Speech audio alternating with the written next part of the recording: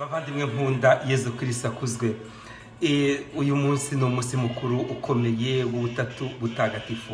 Mu minsi ishize twaragendanye mu gihe cy'iminsi mikuru ya Pasika, twashoje ku cyumweru gishize ku munsi mukuru wa Pentekositi, hanyuma bukeye bwaho ku wa mbere ushize dusubukura igihe gisanzwe.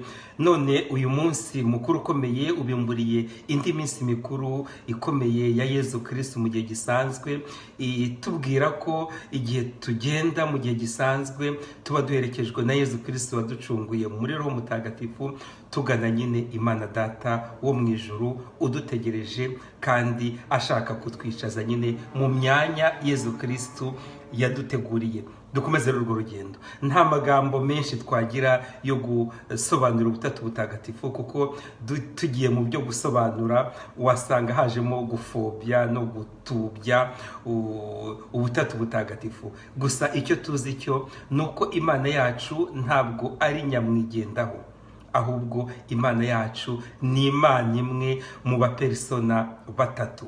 Iyo Mana niyo yaremye ibiriho byose, irema abantu bose, irema ibintu. Hanyuma igihe kigeze yohereza umwana wayo ikunda cyane Yezu Kristo kugira ngo aducungure. Arabikora, twaranabo bihimbaje kuri asesi ishize, asubira mu ijuru. Hanyuma yohereza Roho Muhoza kugira ngo akomeze asusurutse nyine abantu be, kandi abakomeze abibutsa nyine ibyo yababwiye byose, anabigisha ibindi bishya.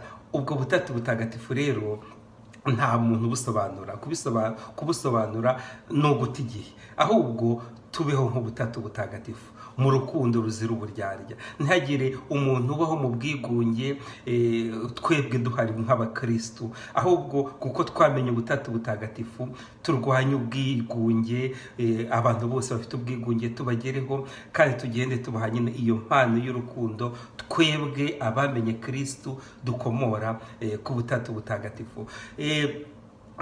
Ubutatu butagatifu ni impuhwe rwose z'akataraboneka. Izo mpuhwe rero natwe tuzigirirane, kuko Imana iramutse ihaye agaciro cyane ibyaha byacu, iramutse irebye cyane ibyaha byacu, ese bavandimwe ninde warokoka?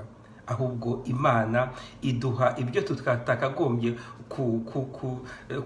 guhabwa, kubera ko iyo ni inyampuhwe. Natwe rero tube abanyampuhwe nk'uko Data wa twese wo mu ijuru ari umunyampuhwe, bityo tuzabasha kwerekana ko ubutatu butagatifu budutuyemo mu rugendo rwacu nyine rwa buri munsi.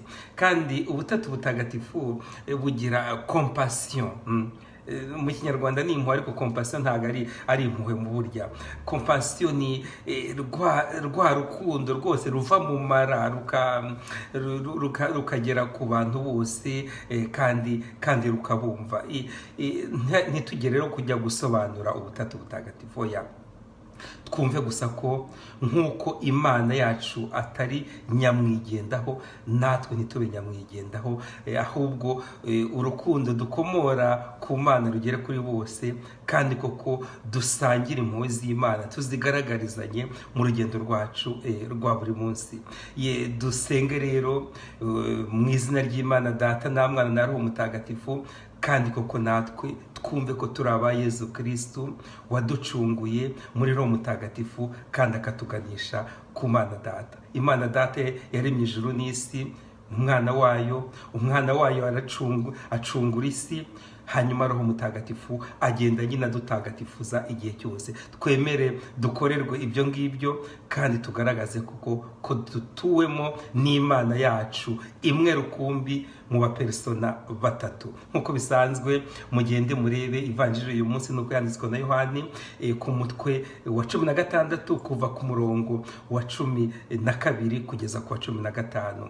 Niyo nahisemo, hari n'izindi baduhaga, ariko iyi niyo nabonye yadufasha ku bijyanye nyine n'umunsi mukuru w'uyu munsi.